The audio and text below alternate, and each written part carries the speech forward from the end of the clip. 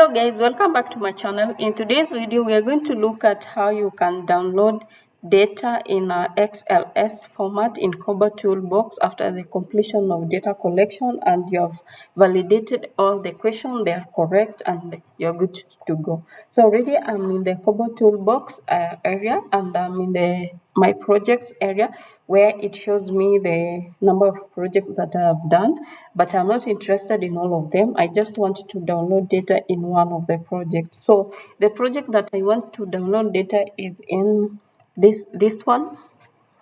So there's summary and then there's form and then there's data. So this is where you go if you want to download the data. And then after that, now you come to download.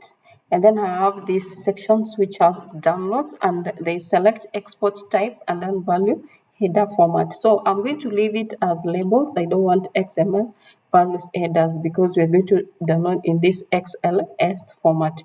So we have other options that you can download it, type, export it, but we are going to use this one. So you have also advanced options where you can take which you can also like if you want to download for a certain period of time, you can do that using the date range, and then also you can save the changes. Also you can also include fields from all three versions if you had many versions, and then include groups in headers. So you can do that advanced settings. So I'm going to leave the settings like that, and then I'm only going to remain with XLS and labels. So for you to download, you click export and then you wait to process. After it has processed, it's ready for the download, and then you click here. So also if you don't want to download it, you have made your mind not to, you can click here to delete. So already it has been downloaded and it's here. Let's see. So our data is already here, and we can put it in terms of table so that we can format.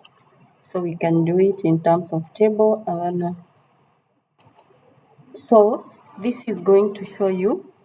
So we can see it shows you the start and the end of this when the data collector fill this form, and then we have the name, and then now the information of what we were collecting. So you can start doing your analysis. You can also, if you don't want to use Excel to do analysis, you can export this to other softwares like SAS, like R, like SPSS, like Starter. You can also export this to AI to areas which can help you to analyze data. Also, we have other AI tools that we can use to do data analysis here, so you can always find it here. So thank you so much for watching this video. I hope you have been helped.